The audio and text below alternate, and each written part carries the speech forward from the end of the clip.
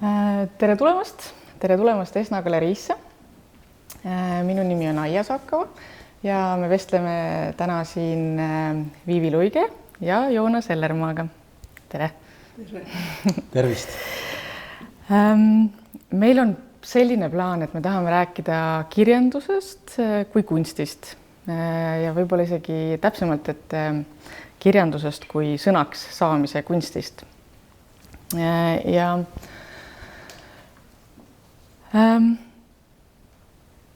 ma olen üks võib-olla see teema, millest ma tahaks alustada või sellesse sisse minna, ongi küsimus siis sellest saladusest, maailma saladusest ja selle väljendamisest, et ma olen kaasa võtnud siin mõned raamatud. Kõigepealt on meil siin laua peal selline raamat nagu Viivi Luige ja Hedi Roosmaa vestlusraamat Ma olen raamat. See on ilmunud 2010 ja võib-olla ma siit alustangi, aga veel nimetan ära, et on meil siis 2 Viivi essee kogumikku siin. Pildi ilu rikkumise paratamatus 2017 ilmunud ja 2020 ilmunud Selle kevade tervitus. Nüüd selles Ma olen raamatus on Viivi su selline koht, kus sa räägid sellest pruunist kõrrekesest ja võib-olla siis sellest pruunist kõrrekesest kui sellest üksikust, võib-olla täiesti ebaolulisest üksikust, aga selle ebaolulise üksiku kaudu väljendada maailma või mingit maailma saladust. No jah, maailma saladust üks asi, aga teine asi, inimese lõpmatut üksindust selles maailmas. See pruun kõrreke, mis talvel igaüks on näinud, mis tuule käes niimoodi kõigub, koltunud kõrreke, mida ma ükskord lapsena nägin ja mille kaudu ma siis järsku tajusin seda inimese tohutut üksindust maailmas ja sellega seotud mingisugust saladust. Ja seda kõrrekest on näinud igaüks, aga seda tajuda on väga vähestele tõenäoliselt antud seda kõrrekest seostada selles suurema niisuguse maailma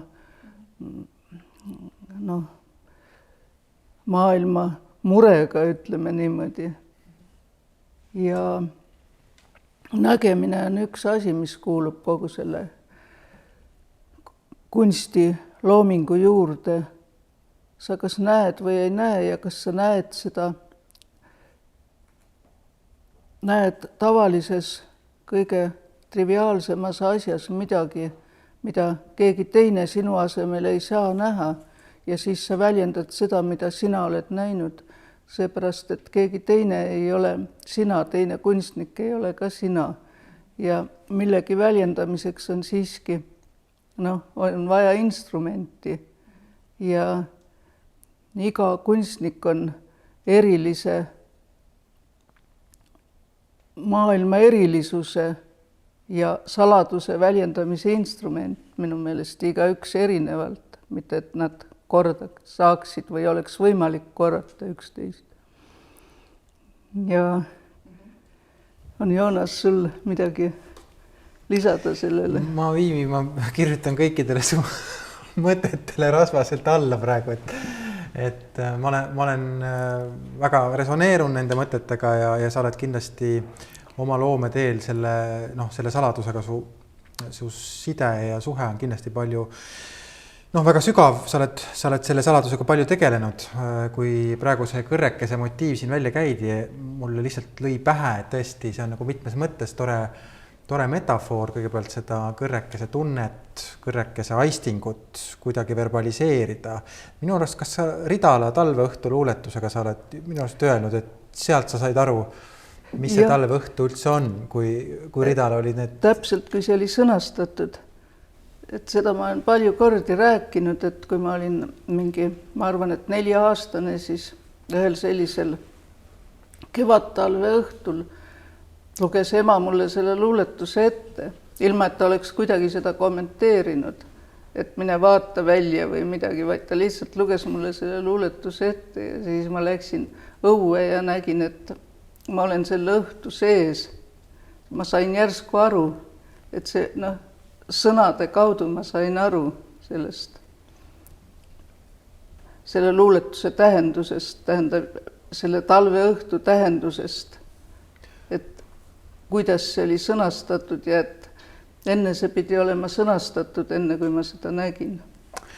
Jah, see on huvitav asi, et peab olema nagu mingil kujul see meie aisting ka artikuleeritud, et seda aistingut nagu tunnetada tegelikult.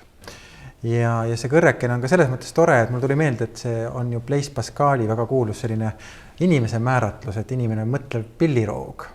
Et see kõrrekene, kes seal värises, et ühtepidi see tunne, mis seal on, aga teistpidi ta kuidagi passib ka hästi selle inimese hapruse nagu sümboliks, et tal on nagu mitu kihistust sellel kõrrekesel seal. Ja see oli veel eriti meeldejääv see, et ma arvan, et ma võisin olla 10-aastane, kui ma seda kõrrekest vaatasin ja kuidas ma siis pärast kogu elu olen püüdnud seda sama kõrrekest sõnastada. Ma võib-olla tahangi tegelikult siia juurde lisada, et ma võtsin ka kaasa Joonase ühe artikli, mis ta on ajakirjas Looming 2018 aastal kirjutanud. See on selline lühike mõtisklus, aga seda tummisem, et see on pealkirjastatud märkmeid ajast ja ilust Viivi Luige loomingus. Ja siin sa, Joonas, põhiliselt mulle tundub, põhinedki sellele samale Ma olen raamat, vestlusraamatule ja siis sellele artiklite kogumile Pildi ilu. Ja siin on see üks hästi huvitav ja Viivi loovingule omane mõte sõnastatud või kohe see algab sellega, et ilu ei ole ilma siis selle teise pooleta või selle pahupooleta, et roos ei eksisteeri ilma selle sõnnikuta, mis siin on enne eelnenud ja ta nii-öelda ehitub sellele. Ja ma siit paar lauset loeksin ette, mis sa oled siin kirjutanud 3 aastat tagasi või peaaegu 3 aastat tagasi juba. Tegelik poeesia ei alga mitte roosi õitsemisega, vaid selle närtsimisega. Poeet ülistab aega, tunnustab inimese tööd ja imetleb selle vilja. Aga ta laulab ka ärasaatmise laulu, kaduvuse hümni. Ühelt poolt kutsub poeet loomisele, teisalt aga valmistab ette loovutamist. Ühelt poolt ood, teiselt poolt itk. Progressi ja dekadentsi jõud võtab poeet sülle kui oma alalised lapsed. Nende omavahelises mõõduvõtus ehitab ennast ajakuju ja niimoodi areneb sellest ka poeedi saak. Poeet näeb aja vääramatut toimet, tema kuninglikku kõikvõimsust, taevalikku õiglust. Inimese töö jääb aja piiridesse. Ajale jääb viimane sõna ja selle sõna esiletoomine ongi poeedi töö. See on poeedi sõna, mis jääb otse kui majakas tähistama ühte ajalugu, selle võite ja kaotusi, sügavusi ja karisid. Et tõesti see koht ka mind hästi kõnetas, kui ma selle üle lugesin, et siia sellele samale tsitaadile ma vastan. Kohe vastan. Vabandust. Jah.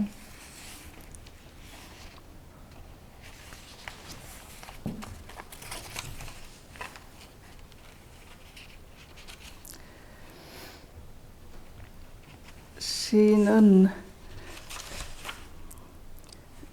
tsitaat on järgmine. Kõik asjad ja kõik olendid, kellega me elus kokku puutume, on need, mis nad on ja samaaegselt on nad midagi rohkemat, kui nad on.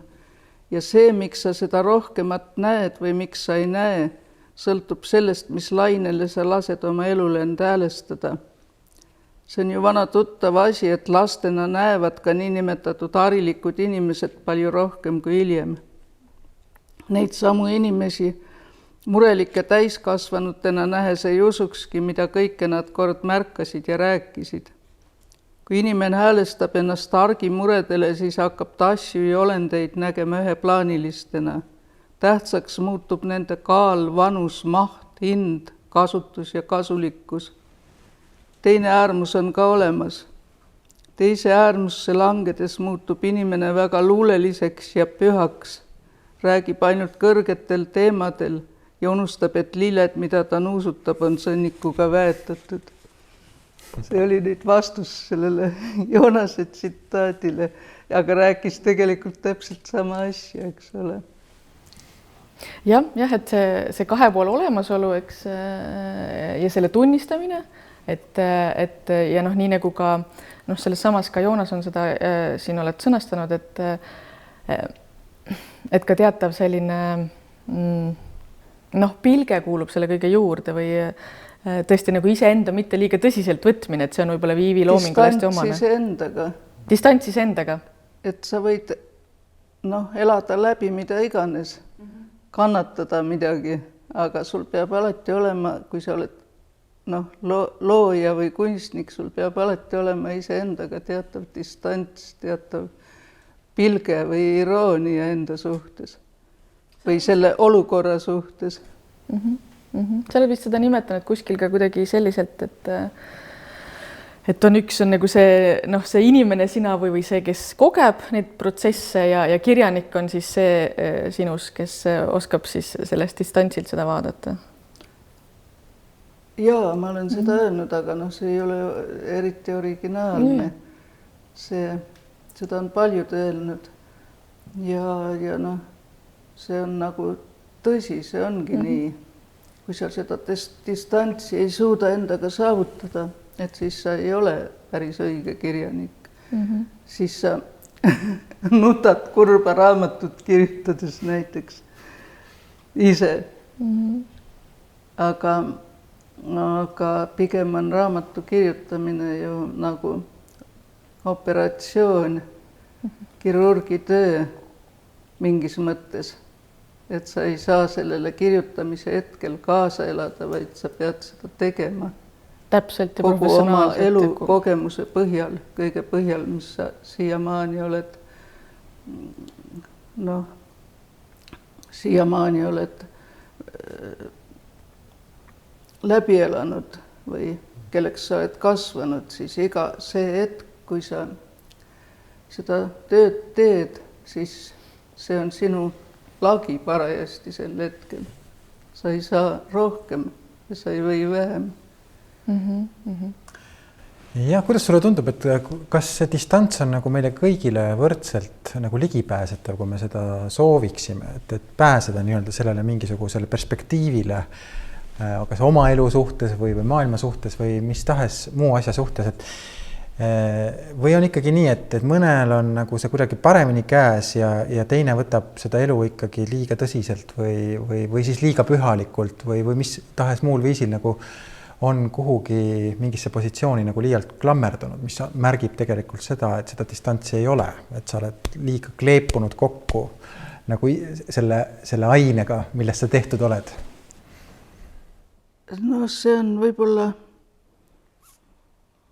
kui ma tarvitan siin niisugust vanaaegset sõna, meisterlikkus, siis see on võib-olla meisterlikkuse küsimus, et paratamatult tuleb sul see distants ükskord saavutada, selleni jõuda, muidu sa ei saa edasi minna oma eluga või oma loominguga. Ja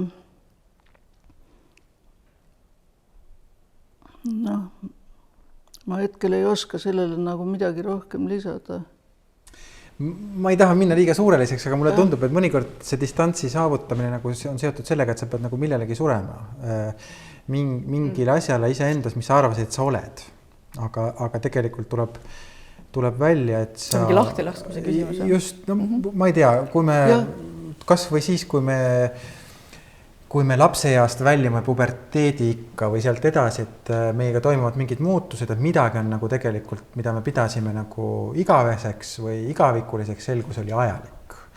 Ja nüüd on küsimus, et kas sa nagu kas sa nagu kohaned sellega, et tegelikult on aeg see, millest sa oled tehtud ja mitte see, mida sa nagu kuidagi eeldasid, et see ongi nii nagu lapsepõlves ju on, et see on nagu tundub ju igavene selle hetkeni, kui teda enam ei ole.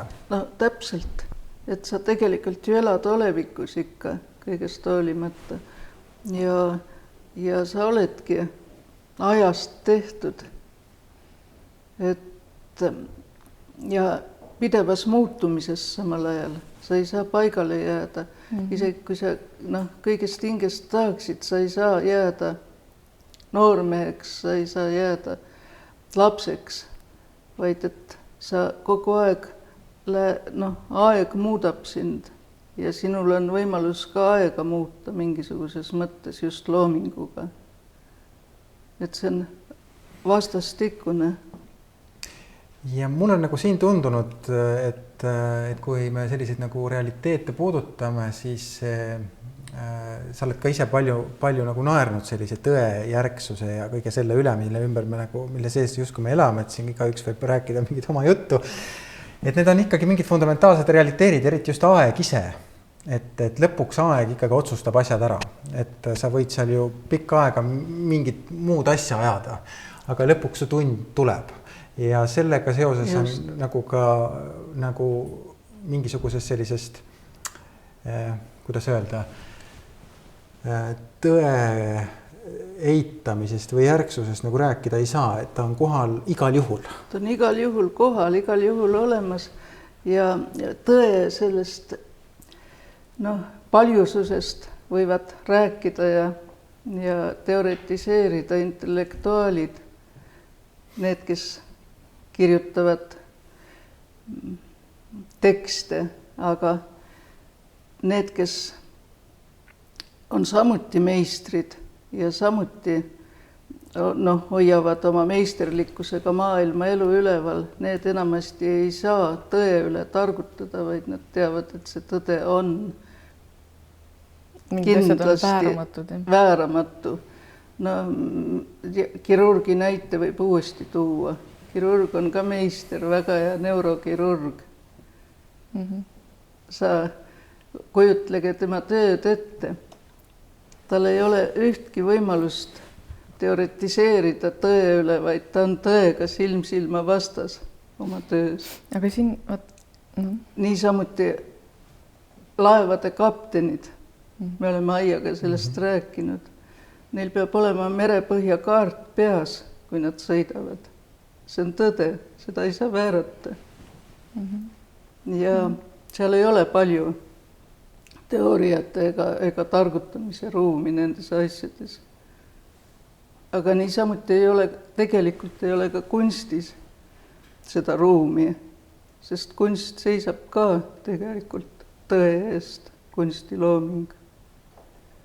Ja ometi on, eks ju, seal palju sellist hägusat tekkinud, eks, et siin mõned nagu punktid nagu tulid, ma tahtsin võib-olla need kokku tuua, et on see vääramatu, eks ju, et me ei ole igavesed, et see surma küsimus, et ma arvan, mis on nagu Iivi sul ka mitmetes, sa sageli sellest kirjutad, eks ju, selle surelikkuse tunnistamine ja siis sellega seotud surmahirm ja võib-olla siis, kui ma nüüd ei eksi, siis ongi ka siin juttu just sellest, et meelelahutus teatud mõttes ongi nagu ka selline meie selle surmahirmu nii-öelda varjutamiseks, et me oleme põgenemine jah, et me oleme oma praeguses ajas liiga hõlbus on nagu see meele lahutamine, et me saame alati lülitada mingisuguse ekraani sisse või kuidagi ennast nagu eksitada sellelt, et me tegelikult oleme surelikud. Ja on ju tekkinud, see pole uus asi, see hakkas juba ammu tekkima, aga see niisugune sotsiaalteemade segiajamine kunstiga. Raamatud, mis ei ole mitte kunstilooming, vaid on pigem nagu ajakirjandus, aga neid esitletakse romaanide ja novellidena, et kus aetakse hoopis teist asja, mitte seda, see ei ole looming, see on nagu tarbekirjandus. Et ta on millegi teenistuses? Millegi teenistuses, jah. Aga ja see on võimsalt segi aetud praegu selle kunstiloominguga. Et need on täitsa kaks eri asja tegelikult. Noh, et ta nagu on kas siis sageli mingite ühiskondlike probleemide või nagu või see sotsiaalkriitiline kunst ka või ka kirjandus ka sageli võib olla.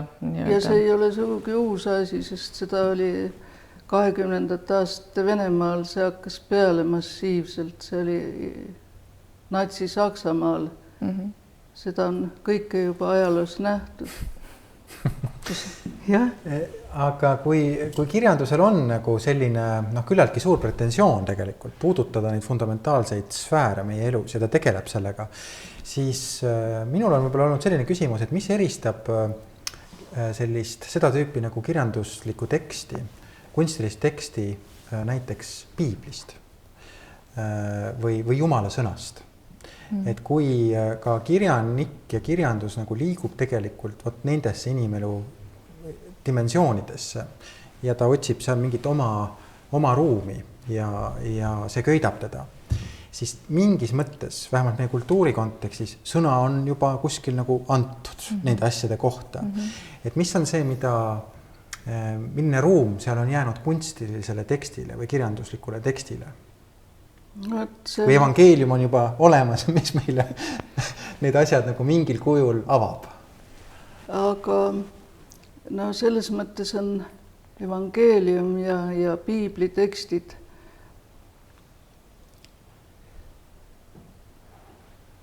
ka mingisuguses mõttes nagu ma ei ütle tarbetekstid, vaid nad on ühed kindlad tekstid, mida inimene vajab mingisugustel puhkudel.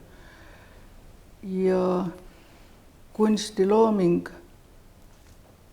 tegelikult on ju ka oma kõige õilsamas mõttes Jumala teenimine. Et ta on tegelikult seesama, mis evangeelium või piibel, ainult et ta on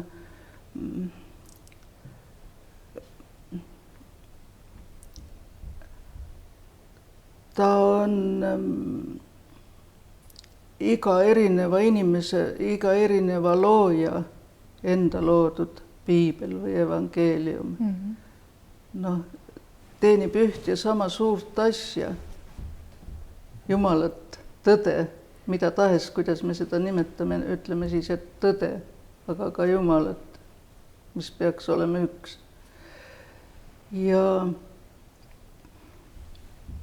siin nüüd tulebki mängu see, mis ma alguses rääkisin, et iga kunstnik on nagu üks ainus instrument maailmas, mis saab ainult ühte oma seda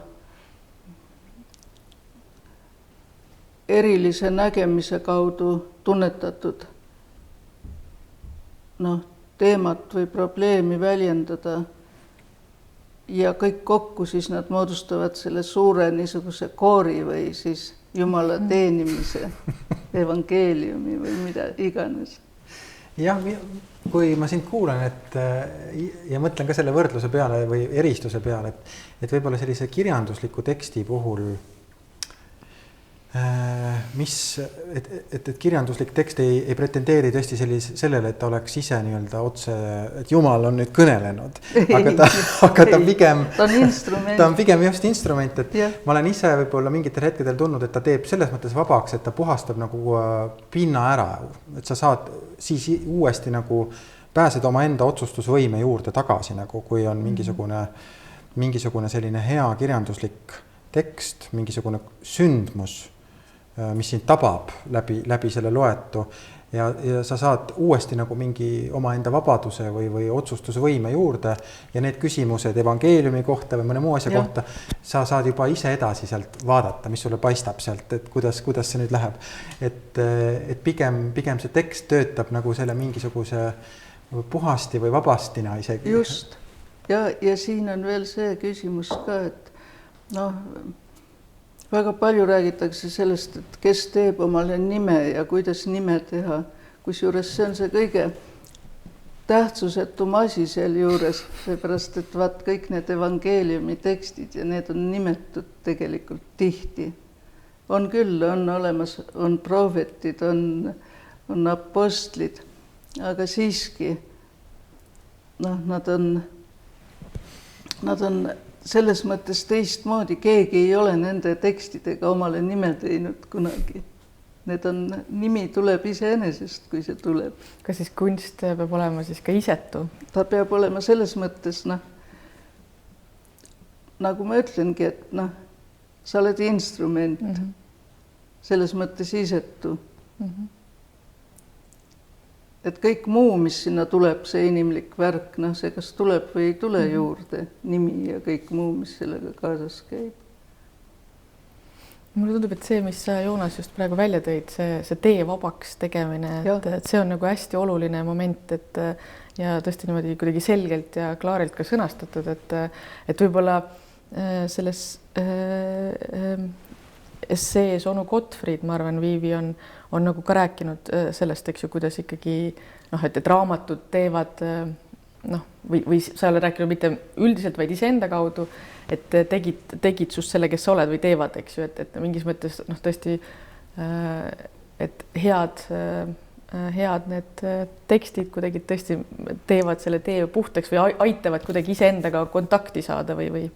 No jaa, nad just nagu Joonas ütleski, et nad puhastavad sind kuidagi niimoodi, et siin noh, sa saad sealt edasi juba saad. Taipad paremini, kes sa oled ja kuhu sa tahad minna. Ma võin tuua ühe näite ka sellega seoses, et kuna tõesti selline Viivi Isamaa kõnes on tsiteeritud Hannah Arendtit päris pikalt ühte tema haridusteemalist teksti, aga seda Arendti teost nagu lapates, seal oli tal ka üks tore või üks huvitav essee pealkirjaga, kui ma nüüd ei eksi, siis selle pealkiri oli Tõde ja poliitika. Ja Tõde ja poliitika on, ma soovitan seda väga lugeda, aga seal on üks koht või ta tegelikult tegeleb sellega, millega ka meie oleme kimpus hästi. See on nimelt faktide tegelikkus, tõesus ja valetamine.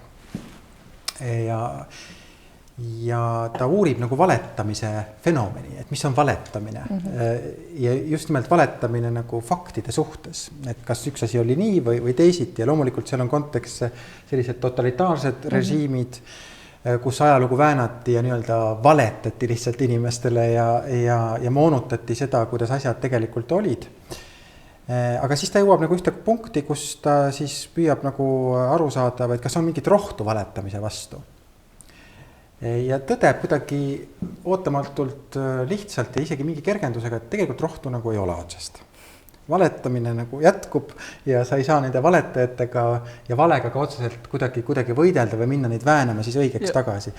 Vale tuleb peale kogu aeg ja sellega nagu midagi teha ei ole. Ja kogu lootus on sellele, et kuigi faktid on nagu haprad, nad on moonutatavad või nende asemele saab aeg-ajalt tõsta midagi muud, et nad on siiski ka väga elastsed, et valetad, palju sa valetad, aga lõpuks see tõde või see, kuidas asjad on, tuleb ikkagi välja.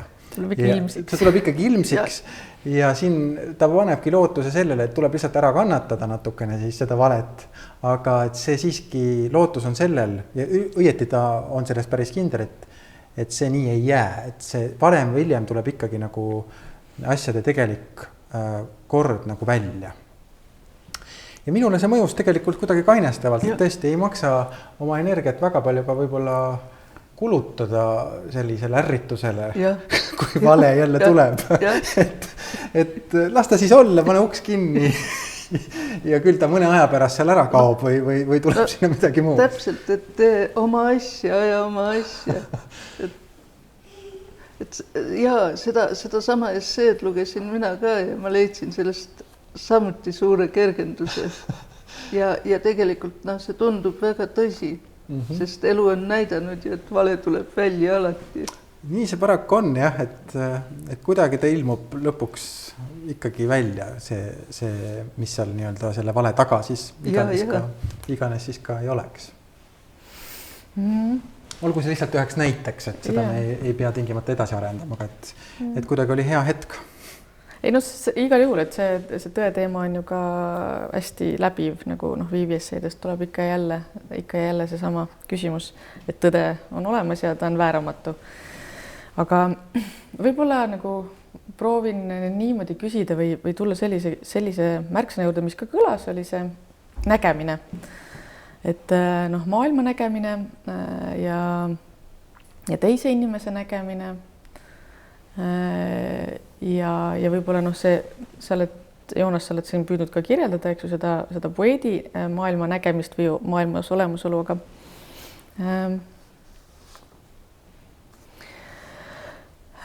aga ma kuidagi nagu mõtlen niimoodi, et sinu töö nagu noh, ka teles töötades on ikkagi noh, hästi ka teise noh, nüüd selle vestluspartneri nägemine ja ma mõtlen, et kuidagi see ühendus ei ole nagu väga otsene, ma ei teagi, kuidas ma selleni olen jõudnud, aga noh, tahtsingi küsida ikkagi nagu, et mis on nagu see, mida sa lähed otsima, sa teatud määral juba ütlesid seda, et mida sa lähed ikkagi suurest kirjandusest otsima või sa juba natukene seda puudutasid, aga võib-olla veel proovid sellele kuidagi.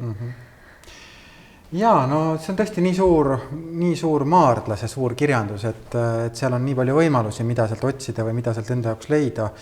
Ja ta kindlasti on ka mingisuguse, ühesõnaga ta mõnevõrra võib ka luku taga olla, et selle juurde pääsemine teinekord tahab ka mingit eraldi tööd saada natukene, et kõik võib-olla ei vaju sealt kohe peale sulle nii õndsalt, et seal tuleb veidi ka pingutada, et kunstiline tekst ju ise ei pruugi kohe alguses ka nii avaneda, et seal sellest maailmast nagu arusaamisel võib mõnikord vaja olla ka natuke sellist tööd tarvis nii-öelda. Aga minule, ma vastaks võib-olla sellisel natuke nagu triviaalsemal tasandil. Et minul on olnud klassikaline kirjandus lihtsalt hariduse vahend. Et ma olen täitsa teadlikult lähenenud kirjandusele nii, et ma tahan lihtsalt teada, mis seal üldse siis on. Tähendab, et millest me räägime üldse. Et see on olnud üks uudishimu, et mõista seda. Ja ma olen teinud näiteks Eesti kirjanduses ka endale lausa selliseid tõesti katseid, et ma mingid autorid olen endale ikkagi välja valinud ja otsustanud, et ma tahan neid tervikuna tunda. Ja see on olnud nii-öelda ühtepidi lihtsalt ka uudishimutsemise projekt, et mida nad seal siis kirjutavad sellist. Ja ma seda ei kahetse sugugi, et need sellised individuaalsed enesehariduslikud projektid on olnud ikkagi väga huvitavad. Ja kuidagi mul on õudselt hea meel, et ma selle peale tulin, et seda võib niimoodi distsiplinaarses korras võib kirjandusele läheneda. See on selline Marju Lepojäälik lähenemine natuke, ma mäletan, et ta on kuskil öelnud, kas just sinu saateski äkki Plektrumis ütles ta, et võetagu üks autor ette ja loetagu otsast lõpuni läbi. Ja võimalik, et keegi on seda seal öelnud. Jah, et, mulle tundub, et seda see on ühe autori puhul, ma seda väga soovitan, see on fantastiline, mis sealt tegelikult välja hakkab tulema, kui see autori universum on sulle tervikuna ja kõikide tekstide kujul käes, siis sa tegelikult näed ka tema töö laborit või seda tööjaama paremini. Et tavaliselt on, ütleme, mingid sellised esitekstid, ütleme seal Tammsaare Tõde ja õigusika ja nii edasi, aga kui sa hakkad vaatama, mis seal taga tegelikult veel on, millised teeotsad seal veel paistsid, mida seal veel prooviti, et see Werkstatt nii-öelda on kuidagi tuleb välja ja selle võrra muutuvad ka need sellised krestomaatilised teosed kuidagi huvitavamaks ja palju konteksti rikkamaks, et kuidagi see on mingi järgmine aste, et ühe autori maailmas nagu viibida ja mulle tundub jah, et ühe klassikalise autori maailma nagu iseloomustab see, et teatud mõttes seal on terve inimese elu kuidagi käsitletud, et mis tahes küsimus sul ei ole, seal mingit laadi vastus võngub vastu. Sa võid sellega kas resoneerida või mitte, aga ta on nagu käinud läbi mingi põhikaardi ja see nagu teeb temast ka sellise klassikalise siis nagu suuruse või. Aga see on väga tõsi, seepärast, et kui sul on kirjanik, kes sind huvitab, siis on ju täiesti iseenesest mõistetav, et ta huvitab sind nii palju, et sa loed kõik ta teosed läbi ja leiad sa siis sealt võib-olla kas iseennast või mida iganes, aga see põhjalikkus on ka üks märksõna, mida ma siin tahaks kasutada. See nii kirjutamise kui lugemise põhjalikkus. See, mis meid viib välja jälle selle sama neurokirurgi ja laevakapteni juurde. jah, et selle ühe autoriga suhtlemisel sa just nimelt sellisel põhjalikumal tasandil tõesti tegelikult kirjandus alles minu jaoks siis tegelikult hakkab nagu elama üldse. Et see maailm nagu. See maailm jah, et sa saad juba ise tegelikult sellega suhelda ja neid seoseid näha, mis ei ole nii enam kandikul seal ees ei pakuta neid, et see on vaiksemalt, need eosed töötavad seal taga ja see kõik on nagu rikkam tegelikult. Sest muidu sa loed seda üksikut teost kirjanikult loed põhiliselt selle pilguga, millega teised on seda lugenud. Sa võtad arvesse kõik need retsensioonid ja kontseptsioonid ja kõik need asjad, aga kui sa seda ise niimoodi läbi töötad, siis on see sinu kirjanik ja sinu enda suhe sellesse. Just, et sa saavutad tegelikult siis selle oma pilgu, selle klišee vaba pilgu, et siis on selleks nagu mingi võimalus hakata selle üle nagu mõtlema, et see on tõesti, et muidu ta on nagu ikkagi teiste loetud ja teiste juba ka tõlgendatud. Jah, teiste tõlgendatud. Ja. See on hästi huvitav, et ma mõtlen, et mina olen nagu nimetanud seda kuidagi nagu selliseks vestluspartneriks, et siis muutuvad nagu need autorid, olgu nad elus või mitte, eks ju, muutuvad mingiks vestluspartneriks sulle ja sa päris tõsiselt, eks ju, võid nendega vestelda ja mingit debatte pidada oma sees, eks ju, mingitel teemadel, nagu sa ütlesid, et ükskõik mis teema, leiad vastuseid või mingid... Jah, vähemalt mingisugune selline kõne sellel teemal tuleb sealt vastu. No näiteks seesama Igi alias Tammsaare, ikka on Tõe ja õiguse esimene osa ja teine osa ja kolmas osa on kuidagi kõrvale jäänud, aga näiteks mind kõnetab just kolmas osa, teine ja kolmas osa kogu sellest, neljas ka, aga esimene ja viies mind nii palju ei kõneta. Ja ei nõus, kolmas osa on väga, väga huvitav osa. Ja kolmas on kuidagi kõrvale jäänud. Kolmandast nagu häbenetakse rääkida mingil põhjusel. Huvitav, miks? Et tegelikult, kui me vaatame ka neid baaskommentaare, siis alati, et kolmandada kuidagi nõrgem oli, et see kuidagi juhtus natuke õnnetult. Aga... Kuigi ma arvan seda, et selle põhjuseks võib olla 5. aasta revolutsioon ja revolutsiooni käsitlemine, et miks see on niimoodi. Nõukogude ajal jäi see sellel põhjusel kindlasti kõrvale. Võib-olla. Ei kahtlemata, seal on ilmselt iva selles on, aga et tuleks uuesti üle lugeda nii-öelda. Ja see on väga, väga huvitav see kolmas. Kuigi minul tõesti tuleb meelde, et see kolmandas osas on ka vist üks karmimaid seene üldse, mis Tammsaare on kunagi kujutanud, mida minu meelest... Kui ma meenutan ka mingi kommentaari Peetiga maailmakirjanduse kontekstis üheks kõige sellisemaks, et midagi sellist vastet seal ei ole, et kui see ju lõppeb selle Indreku ema surmaga ja tegelikult seal on eutanaasia motiiv ja seal on üldse karm, ka surnud poeg, tuleb veel vist vana Andres surnud pojaga, sõidab hoovi ja ema seal sureb ja siis ta tegelikult ju ikkagi leevendab seda surma ja et seda nagu on peetud siis ka maailmakirjanduse kontekstis lausa selliseks haruldaseks motiiviks, et kus midagi väga sellist, seal toimub nagu mitu katastroofi korraga. Ja see on ikka väga võimas kolmas selles mõttes. Ja ta annab kohe selle seose järgmise osaga ja Kaarini surmaga. Just, jah. Et ausatades judinad käivad üle selja, kui ma sellele mõtlen, mis toimub Tõe ja õiguse kolmanda osa lõpus. Täpselt. Et ses mõttes see ei ole niisama osa. See on võib-olla seesama, ma ei tea, isegi sõnakõnab praegu nagu need veidi banaalsed, kui ma ütlen, et see on sellise kirjaniku julguse küsimus, aga võib-olla see küsimus sellest, et mis enne Viivi võib-olla sa ka nimetasid, et ei saa mingit kurba asja kirjutades kirjanik ei nuta, eks ju, et ta on nagu meister selles on ju ja ta tõesti julgeb siis nagu vaadata selle inimese hinge nagu põhja, eks, et muul moel see ei saa toimida. Aga ma nüüd ei lase meil edasi minna selles vaimus, sest et me püüame nagu võib-olla veel paar teemat lõpetuseks nagu läbi vaadata. Et võib-olla see esseistika küsimus, et kuna me ikkagi suuresti esseeraamatutega siin praegu rinda pistame, siis hästi põgusalt võib-olla Viivi, et kuidas see on, miks see esseistika on sulle oluline või et sa oled viimased su raamatud on ikkagi essee raamatud? Siin on nüüd 2 vastust tegelikult. Üks on puhtalt pragmaatiline, see, et kunagi ma olen sellest kirjutanud selle pildi ilu rikkumise paratamatuse eessõnas, vist mitte mingis muus eessõnas, et kunagi Kalev Keskküla ütles, et hakka kirjutama kolumne. See on seal, jah? Jah. Ja siis ma vaidlesin vastu ja kuidagi ei võtnud vedu, aga siis hakkasin neid kirjutama ja siis Kalev ütles, et karud pannakse ka tantsima. Ja siis ma avastasin tegelikult enda jaoks, kui huvitav see mulle oli.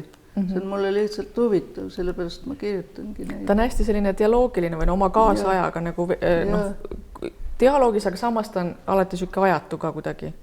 Jah, ma avastasin siis esimestest kolumnidest peale, et kui huvitav eneseväljenduse viis see on. Ja see seletabki kõik ära, kui ei huvitaks, siis ei kirjutaks. Jah, see võib-olla kõlab kuidagi hästi lihtsalt, aga selles on täiesti, ma saan sellest väga hästi aru, ma olen kunagi ka Viivilt küsinud, et kui ma nüüd nagu ennast painas see, et millal üldse mingil ühiskondlikul teemal nagu peaks sõna võtma. Et kuidagi on see hästi oodatud, et kogu aeg võtame sõna, aga samal ajal... Ja see on samal ajal põhjata auk. Just. Võta kui palju tahes sõna, see... Kõik võtavad sõna. Ja miski mõju. Ja mulle ka tundub, et selle ajalehes, kui see sõna avaldada, et seal võib küll väga kuulutada oma tõde, aga selle ajalehe samal ajal järgmisel leheküljel kohe võetakse sul, ilmub sinna kas mingisugune turundustekst või mingi hoopis teine tekst ja ajalehe toimetaja paneb selle sinna, see kõik nagu lõpeb ära. Aga see on tõesti, sa ütlesid mulle nii, et sellest siis saad kirjutada, kui sind huvitab. Tähendab midagi, mis sind huvitab tõesti. Et mulle tundub, et see on vist küll nii tõesti. Et kui sind tõesti huvitab, siis tuleb teha. Ja siis on tõenäoline, et see kedagi teist veel puudutab. Et siis ta võib kuhugi minna, aga palju on nagu selliseid võltskutsungeid ma olen kuidagi tundnud, et nüüd kas see või see, aga siis vaatad kuidagi, et ei ole ikka sinu võidelda või ei ole sinu asi päriselt. Täpselt ongi nii, sa pead ära tundma, et mis sind huvitab ja millest sa tahad lihtsalt rääkida. Olenemata sellest, et kas see kuhugi jõuab või ei jõua. Ja osa teemasid lihtsalt ei kõneta ja ei huvita ja siis sa nendele ei kirjutagi. Ja samamoodi on nagu, kui me oleme varem ka rääkinud, et kõik raamatud ei saa ka kõnetada, eks ju. See on täiesti loomulik, et mõni raamat sind üldse ei kõneta. Ja ma olen alati öelnud, et täiesti loomulik on see, et kõik inimesed raamatuid ei loe. Ei maksa nõuda, et inimesed loeksid kõiki raamatuid ja kõik lapsed vahet pidamata loeksid. See on siiski, see on luksus, lugemine on luksus, lugemine nõuab vaikust, nõuab ruumi. See ei ole niisama. See ei ole nii, et mööda minnes neid lugesin läbi ja läksin, kui sa ikka tõesti raamatut loed. Ja võib-olla veel lõpetuseks selline mõte siia ka, et see kõnetas mind hästi, see on nüüd jälle Joonas sinu sellest mõtisklusest. Sa ütled siin sellise lause, et kultuur ei ole nii palju millegi leiutamine või alustamine, kui just nimelt hoidmine ja endale võetud ülesande täitmise järjekindlus. Kõige üha uuesti ülevaatamine ja kultuur pole niivõrd maja ehitamine kui maja pidamine. Ja see on hästi selline võib-olla kõnekas mõte ja võib-olla isegi ka just selles siin samas Esna galeriis, mis on galerii, aga see on tegelikult Liilian ja Martin Pristoli maja pidamise osa. Ja nad on just mõtestanud seda keskkonda siin kui maja pidamist, et see on nagu protsess ja see kultuuriprotsess või protsess on selline võib-olla liiga populistlik sõna, aga see hoidmine või see, et see on pidev, et see on mingi ka kohustus, mille me endale võtame ja see ei ole selline, et sai valmis tehtud. jaa, ta on jah, võib-olla natuke sihuke alalhoidlik või isegi natuke konservatiivne mõttetüüp, aga ja loomulikult noh, seda on võib-olla lihtsam öelda, kui mõnikord teha, et need tolmurullid ikkagi tulevad ja alati sa ei jõua neid nii-öelda kogu aeg maja läikimas hoida, et seal toimub igasuguseid asju ja katus jääb vanaks ja kuidagi ikkagi kõik, mis seal majapidamises on. Aga mingi teatud tüüp jah, imperatiiv võib-olla selles kultuuridimensioonis nagu meile on antud, et midagi hoida ja midagi ka edasi viia. Mõni aeg tagasi Tõnu Õnnepalu tõlkis ühe prantsuse ajaloolase raamatu, mis oli umbes midagi kas Rooma tee või midagi sellist. Ja kus oli see akvedukti kujund või akvedukti mõte, et see vesi seal akveduktides peab nagu voolama, kuigi roomlased ise seda kultuuri, milles nad elasid ja mida nad nagu üle võtsid, ei loonud, aga nad siiski kuidagi vedasid seda edasi ja tegelikult tänu neile ta siin meiega on üldse. Et see on võib-olla jah, mingi selline natuke alalhoidlik mõte, mille eelduseks on ka see, et mingi algus on kuskil tehtud, mida sa nagu ja mingid juured kusagil on, mille juurde sa nagu tagasi päriselt enam ei pääse. Aga mida sa saad nagu kuidagi võib-olla edasi arendada või edasi viia sulle antud mahus ja mõõdus. Et üldiselt jah, need sellised vaimsed hoiakud, mis nagu väga suruvad tagasi meid kuhugi juurte juurde, kipuvad olema lõpuks väga radikaalsed ja tegelikult ka äärmuslikud. Et hakkame midagi täiesti uuest otsast peale või lööme selle eelmisel minema siit ja teeme nüüd uue maja. Et seal on sellised kummalised asjad võivad hakata siis juhtuma, et see on natuke jah, võib-olla selline seda tüüpi mõte, aga ma muidugi kohe mõtlen enda peale, et kas ma suudan ise oma majapidamist nagu väga selles vaimus alati vedada, et siis ma muidugi kõhklen, et teinekord on vaja abi. No, minu meelest sina oled oma majapidamist hästi teinud korda. No kunagi ei tea, mis homme saab. Homse mure on ikka kõige suurem. Siin on ka vaja sellist muretust. Ja kindlasti. Natuke peab ka lootma, et äkki nii nagu selle valegagi. Just, täpselt nii, jah. Ilmselt küll, jah. Seda muretust tuleb veel praktiseerida, et mure ikka kipub uksest ja aknast sisse. No aga hästi, ma arvan, et siin ongi selle muretuse ja noodiga on meil hea lõpetada, et aitäh selle vestluse eest. Aitäh.